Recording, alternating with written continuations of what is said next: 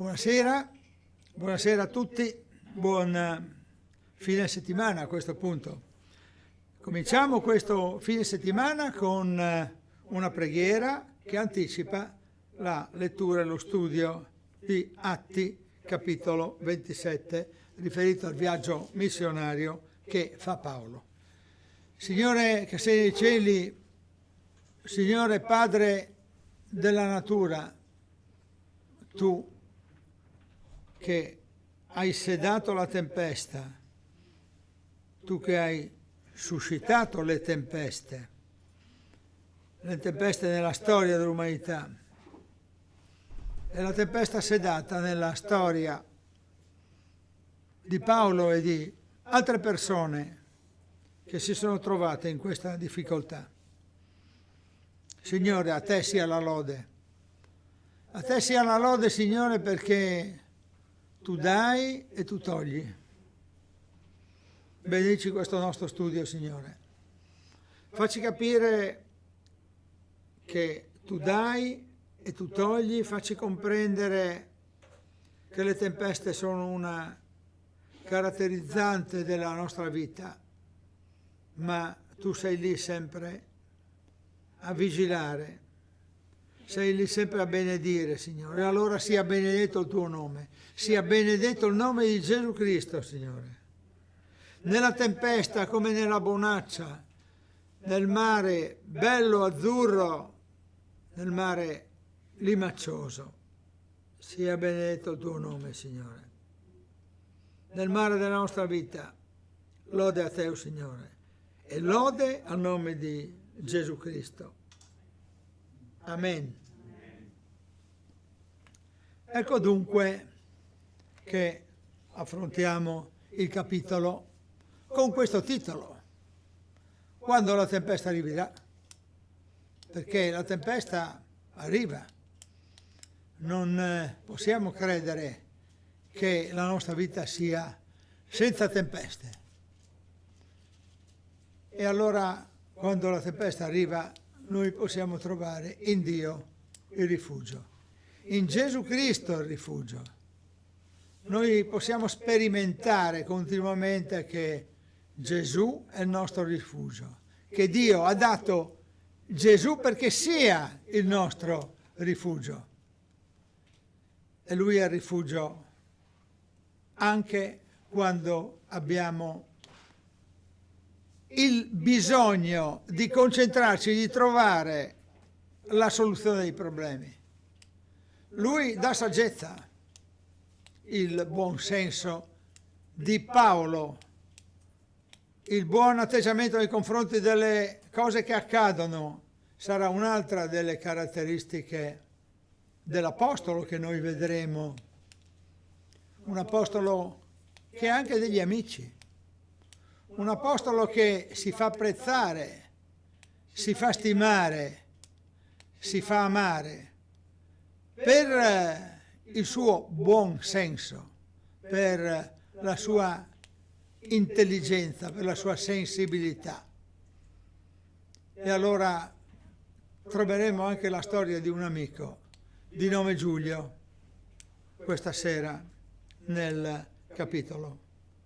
Anticipando il capitolo con le riflessioni che possono riassumere i momenti precedenti del nostro studio, vorrei ricordare che Paolo è stato arrestato a Gerusalemme, dove era tornato per consegnare una colletta a dei bisognosi, e arrestato nel Tempio ha subito un processo diretto da parte del Sinedrio e un altro processo davanti al governatore Felice.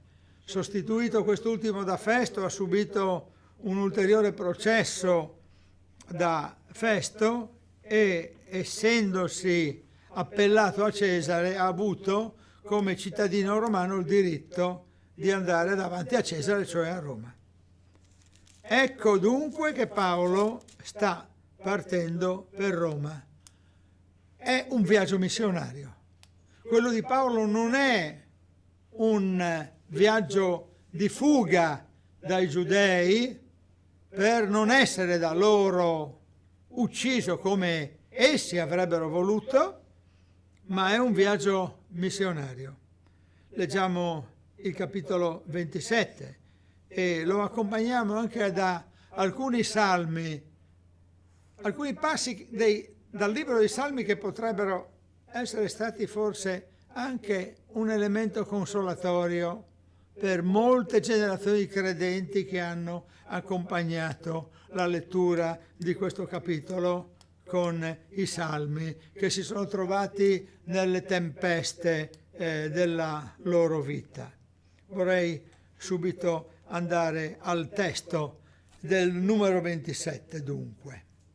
Quando fu deciso che noi salpassimo per l'Italia, Paolo con altri prigionieri furono consegnati a un centurione di nome Giulio della corte Augusta, saliti sopra una nave di Adramitto che doveva toccare i porti della costa dell'Asia, salpammo, avendo con noi Aristarco, un macedone di Tessalonica.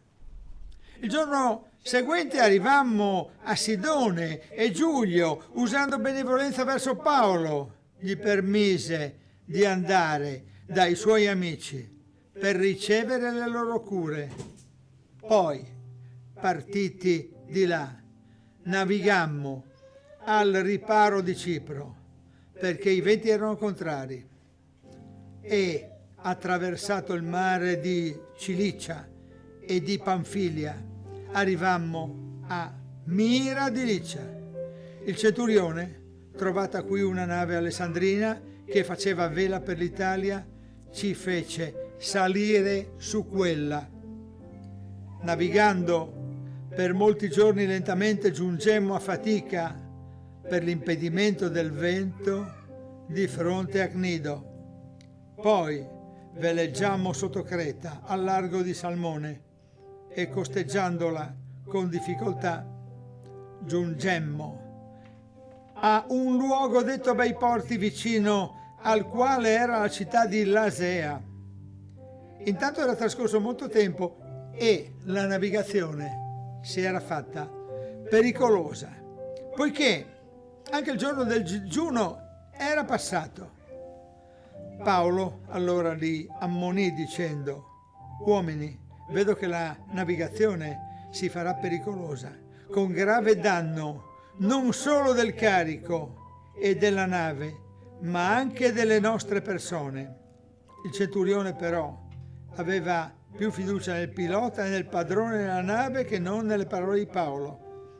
E siccome quel porto non era adatto a svernare, la maggioranza fu del parere di partire di là per cercare di arrivare a Fenice, un porto di Creta esposto a sud-ovest e a nord-ovest, e di passarvi l'inverno. Intanto si era alzato un leggero scirocco e, credendo di poter attuare il loro proposito, levarono le ancore e si misero a costeggiare l'isola di Creta più da vicino. Ma dopo poco si scatenò giù dall'isola un vento impetuoso chiamato Euroaquilone.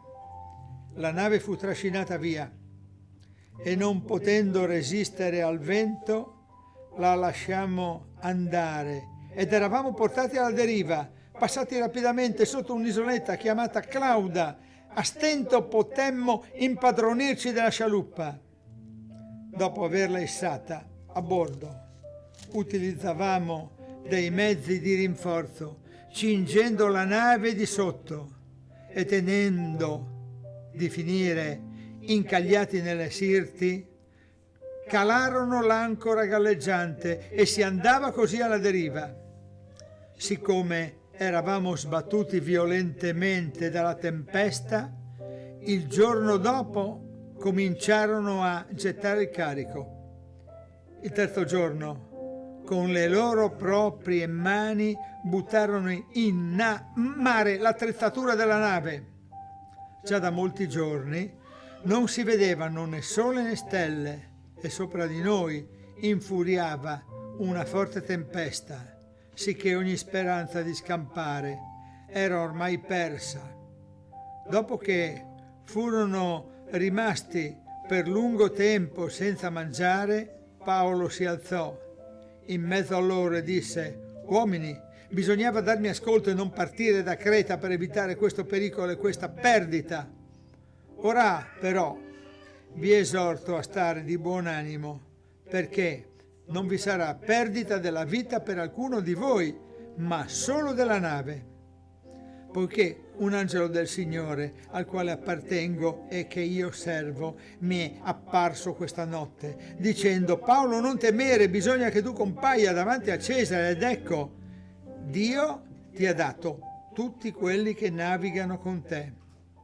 Perciò, uomini, state di buon animo, perché ho fede in Dio che avverrà come mi è stato detto. Dovremo però essere gettati sopra un'isola. È la 14ª notte da che eravamo portati qua e là per l'Adriatico. Verso la mezzanotte i marinai sospettavano di essere vicini a terra e, calato lo scandaglio, trovarono 20 braccia. Poi, passati un po' oltre e scandagliato di nuovo, trovarono 15 braccia. Temendo allora di urtare contro gli scogli, gettarono da poppa 4 ancore, aspettando con ansia che si facesse giorno. Ma siccome i marinai cercavano di fuggire dalla nave e già stavano calando la scialuppa in mare con il pretesto di voler gettare le ancore da prua, Paolo disse al centurione e ai soldati: «Se costoro non rimangono sulla nave, voi non potete scampare». Allora i soldati tagliarono le funi della scialuppa e la lasciarono cadere. Finché non si fece giorno, Paolo esortava tutti a prendere cibo dicendo: «Oggi sono 14 giorni che state aspettando, sempre digiuni, senza prendere nulla. Perciò vi esorto a prendere cibo, per questo contribuirà alla vostra salvezza, e neppure un capello del vostro capo perirà». Detto questo, prese del pane e rese grazie a Dio in presenza di tutti, poi lo spezzò e cominciò a mangiare. E tutti incoraggiati presero anch'essi del cibo. Sulla nave eravamo 276 persone in tutto, e dopo essersi saziati alleggerirono la nave gettando il frumento in mare. Quando fu giorno non riuscivamo a riconoscere il paese, ma scorsero un'insenatura con spiaggia e decisero, se possibile, di spingervi la nave.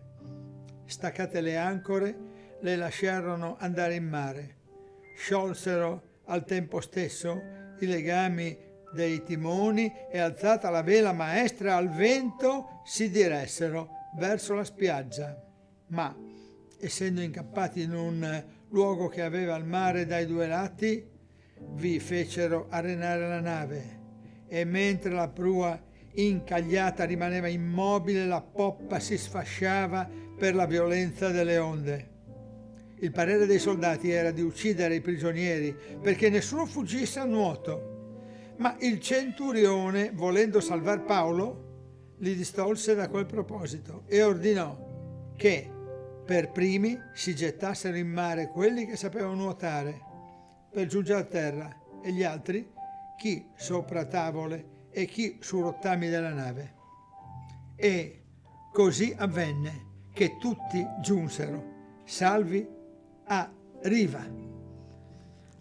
Questa la parola del Signore. Tutti giunsero salvi a terra. Dunque, un brano che ci fa scoprire come la voce del Signore è sulle acque. Salmo numero 29, versetti da 3 a 5. La voce del Signore è sulle acque. Il Dio di gloria tuona il Signore è sulle grandi acque. La voce del Signore è potente, la voce del Signore è piena di maestà. La voce del Signore rompe i cedri. Il Signore spezza i cedri del Libano. Avete sentito dal brano letto quale sia stato il pericolo corso e quale sia stata la soluzione alla problematica che affrontarono i naviganti. Quando si guarda verso il cielo si può scorgere la tempesta, e quando si scorge la tempesta si può rivolgere una richiesta al Signore affinché ci liberi da quello che sta accadendo, perché se si considera il ruolo di Dio nella storia dell'umanità e nella nostra storia personale, dobbiamo riferirci al fatto che i cieli, opera delle dita di Dio, la luna, le stelle, questa che i naviganti videro anche nel buio, anche nel rischio della tempesta, anche nella percezione del pericolo che sentivano. Ecco che i naviganti avranno probabilmente detto, come il Salmo numero 27 al versetto, come il Salmo numero 8, scusate, al versetto numero 3 sottolinea: Signore, tu ti ricordi dell'uomo. E il Salmo recita proprio così: quando io considero i tuoi cieli, opera delle tue dita, la luna e le stelle che tu hai disposte, che cos'è l'uomo perché tu te lo ricordi? Possiamo pensare a questi naviganti che stanno muovendosi in un mare pericoloso, con imbarcazioni probabilmente anche non adeguate a quelle che potevano essere le tempeste. Noi oggi abbiamo la possibilità di vedere delle imbarcazioni che possono veramente resistere a molti venti, a molte acque, ma ci troviamo di fronte a delle imbarcazioni che sono qualche volta anche precarie. Eppure da queste imbarcazioni precarie gli uomini potevano guardare il cielo e osservare l'opera delle dita di Dio, la luna e le stelle.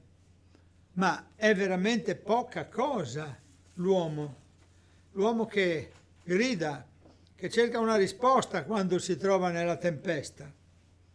E allora, quando si cerca una risposta, si grida a Dio a voce alta, più alta ancora, e si sente la percezione del pericolo, un pericolo dal quale soltanto il Dio può liberarti. Abbi pietà di me, Signore, esaudisci la mia preghiera, sono veramente stremato.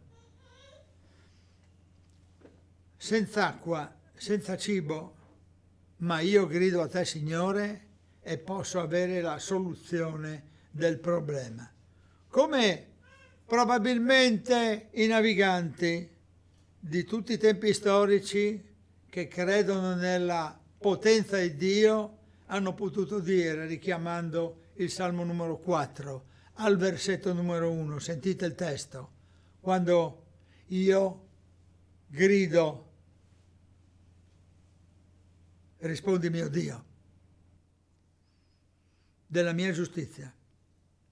Quando ero in pericolo, tu mi hai liberato. Abbi pietà di me ed esaudisci la mia preghiera. Un po' la preghiera di Giona, che si pentì di non essere andato laddove il Signore gli aveva ordinato di andare e che ha sentito il peso del peccato trasformarsi in tempesta. Ma il brano che abbiamo letto, con tutti i particolari che ci portano a comprendere la potenza della natura rovesciata da Dio sugli uomini. È la potenza di Dio che libera. Questo brano che abbiamo letto ci induce anche a fare altre riflessioni, a scoprire quanto il buon senso di un uomo può incidere su una vicenda, per quanto drammatica essa possa essere. E allora il buon senno, ovvero il buon senso di Paolo, noi qui lo possiamo rivedere in alcuni passaggi, ricordandoci che il buon senno di Paolo è il risultato della sua capacità di recepire i valori che vengono dallo Spirito Santo. Paolo non è salvato dal suo buon senno e basta. Il suo buon senso è incisivo, ma la potenza dello Spirito Santo lo fa ragionare e parlare in questo modo che rivedremo. Atti 27, versetti 9 e 10. Intanto era trascorso molto tempo e la navigazione si era fatta pericolosa, poiché anche il giorno del digiuno era passato. Paolo allora li ammonì dicendo: uomini, vedo che la navigazione si farà pericolosa con grave danno non solo del carico della nave, ma anche delle nostre persone. Tante volte gli uomini di Dio lanciano l'allarme. Oggi noi potremmo dire ai nostri amici: amico, stai attento che è giunto il tempo per te di ripensare seriamente a Dio nella tua vita, perché è pericoloso continuare a navigare senza di Lui, non soltanto per quello che sta succedendo nella situazione geopolitica di fronte alla quale noi ci troviamo, ma anche quando camminiamo per la strada, anche quando corriamo in macchina, anche quando siamo al lavoro. È pericoloso continuare a non considerare la forza di Dio. È pericoloso continuare a ignorare la sua presenza, presi come siamo da molte altre cose, perché la tempesta potrebbe arrivare e la tempesta potrebbe essere anche il giudizio di Dio sulla tua vita. Cosa gli dirai se tu dovessi in questo momento rinunciare alla vita perché qualcuno, che non sei tu, te la toglie? Perché Dio ha deciso così. E quando la vita se ne va, che cosa dirai quando ti troverai di fronte a Lui, al suo giudizio? E allora anche noi, come Paolo, potremmo mettere in guardia coloro che, uomini, stanno navigando e la navigazione si rende pericolosa. Il buon senso di Paolo lo vedo anche, naturalmente sempre rimanendo nel contesto del capitolo 27, tra i versetti 21 e 25. La tempesta è arrivata e ha fatto il suo danno. Dopo che furono rimasti, leggo testualmente, per lungo tempo senza mangiare, Paolo si alzò in mezzo a loro e disse: uomini, bisognava darmi ascolto e non partire da Creta per evitare questo pericolo e questa perdita. Ora però vi esorto a stare di buon animo, perché non vi sarà perdita della vita per nessuno di voi, ma solo della nave, poiché un angelo del Signore al quale appartengo e che io servo mi è apparso questa notte, dicendo: Paolo, non temere, bisogna che tu compaia davanti a Cesare, ed ecco Dio ti ha dato tutti quelli che navigano con te. Perciò, uomini, state di buon animo, perché ho fede in Dio che avverrà come mi è stato detto. Avere in fede in Dio significa comprendere che quello che è stato detto da Dio si avvera, quello che è scritto nella scrittura, quello che accadrà nel futuro, e non sappiamo quale futuro, accadrà senz'altro. Non sappiamo quando, ma sappiamo che accadrà senz'altro. E che cosa accadrà? Che ognuno di noi si troverà davanti al giudizio di Dio e dovrà rispondere dei propri peccati, perché tutti li hanno fatti, e non potrà sottrarsi dicendo sono stata una brava persona, ma dovrà riconoscere davanti a Dio il suo limite, il suo peccato. E allora il Signore ti dice: tu sei salvato perché hai creduto in Gesù Cristo, non sei salvato perché hai fatto delle opere buone e delle cose positive nella sua vita. Nella tua vita puoi avere fatto senz'altro delle cose buone e positive, ma soltanto la fede in Gesù Cristo ti può rendere salvo. E nel contesto in cui ci troviamo, comunque, il Signore fa un miracolo particolare. Concede la salvezza dalla navigazione a tutti coloro che si trovano in questa avventura e in questa sventura. E Paolo, uomo di buon senno, informa i marinai e coloro che sono sulla nave che c'è questo giudizio che è avvenuto da parte di Dio. Essi saranno salvati. Parliamo del buon senso di Paolo e lo riscontriamo anche ai versetti 33 e 34 che vado a rileggere. Perciò vi esorto a prendere cibo, perché questo contribuirà alla vostra salvezza, e neppure un cappello del vostro capo perirà. Detto questo, prese del pane e rese grazie a Dio in presenza di tutti, poi lo spezzò e cominciò a mangiare. Una valenza quasi simbolica. Prendere il pane, prendere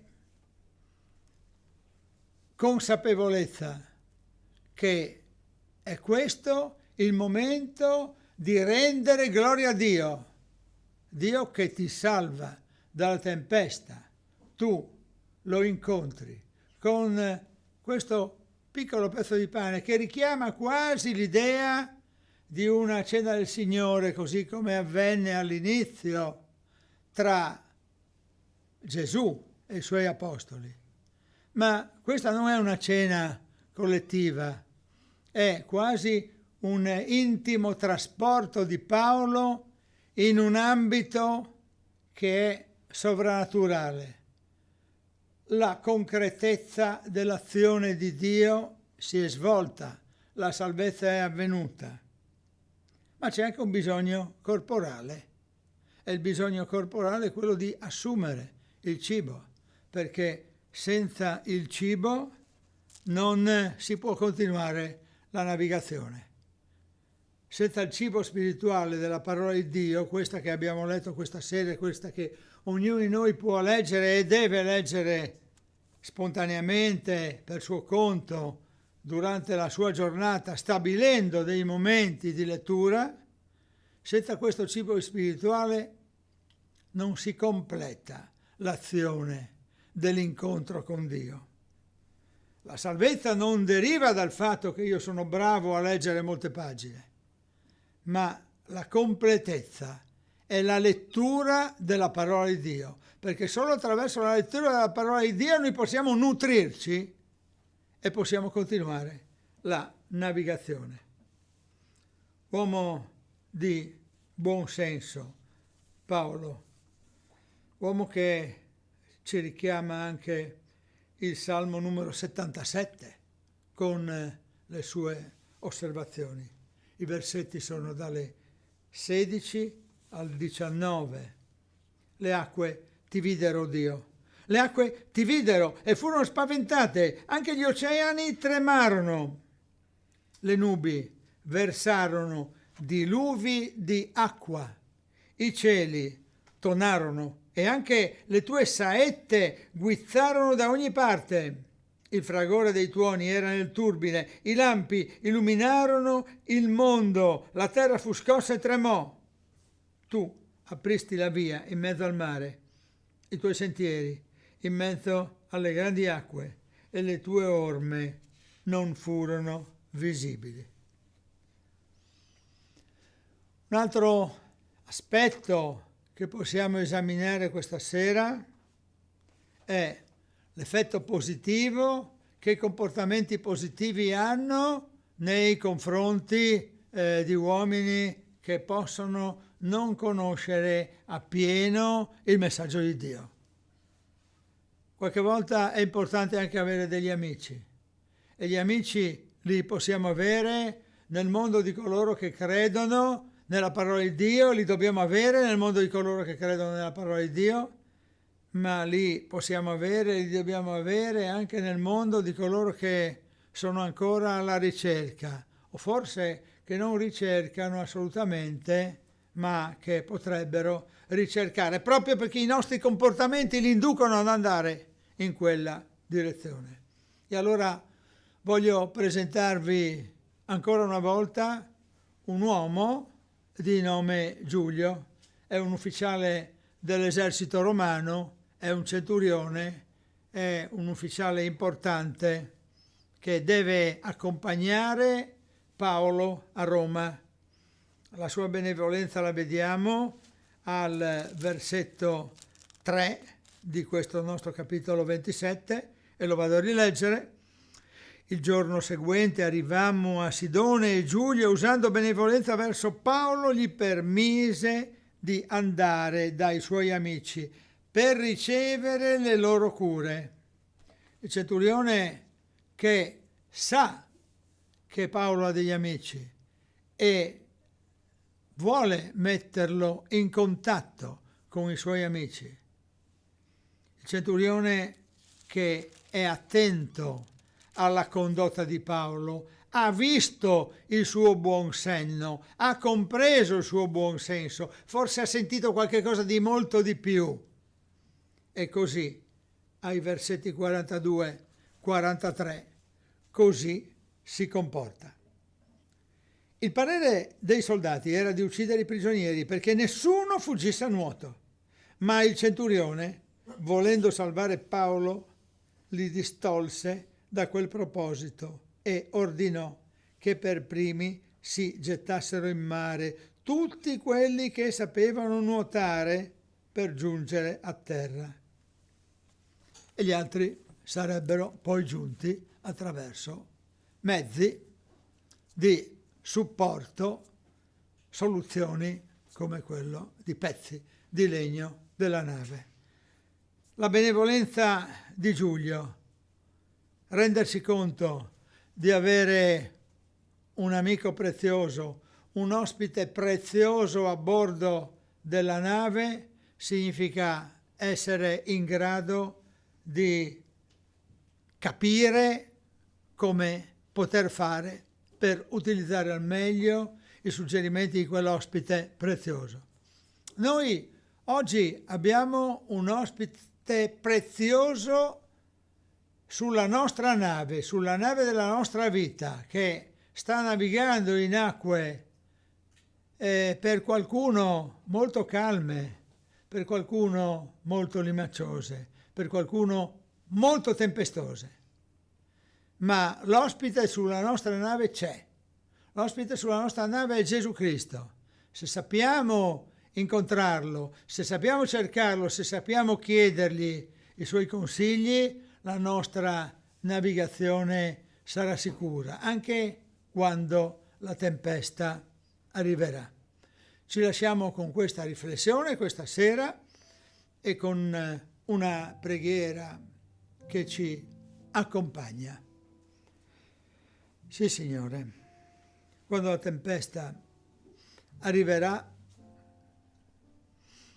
ti preghiamo di essere con noi sulla nave. Anzi, ti lodiamo, Signore, perché tu sarai con noi sulla nave, anche se non te lo chiederemo. Ma ti chiediamo, Signore, che i nostri amici, i nostri parenti che ancora non ti conoscono possano chiamarti sulla loro nave quando la tempesta arriverà.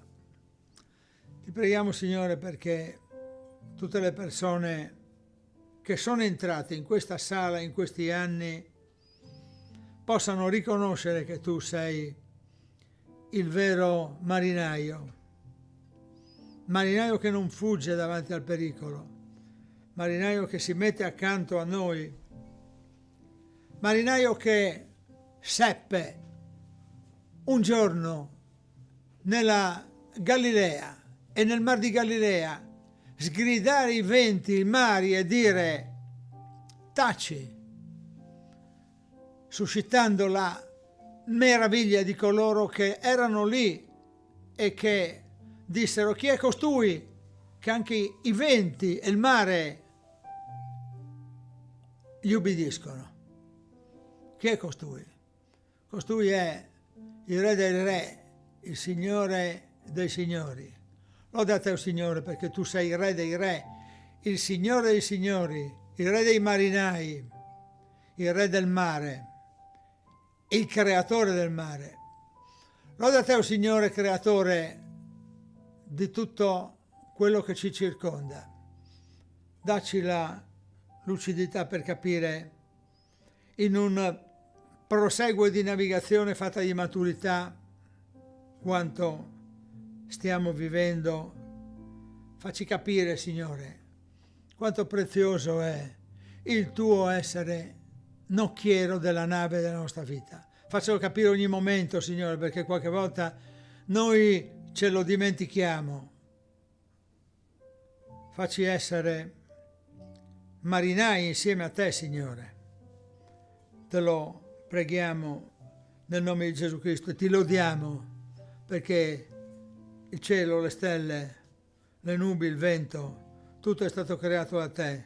Che cos'è l'uomo? Perché tu te ne curi, eppure tu ci sei curato di noi e tu ti sei avvicinato a noi nelle nostre miserie di ogni giorno e ci hai curati e ci hai asciugati, perché noi ci siamo spesso bagnati per tempeste di vario tipo, Signore, quelle più pericolose, quelle meno pericolose. Siamo rimasti bagnati, Signore. Lode a te, Signore, per come tu ci hai asciugati. Ti lodiamo, Signore, nel nome potente di Gesù Cristo. Amen. Ci lasciamo così per questa sera e coloro che ci seguono hanno appuntamento con noi tra qualche minuto.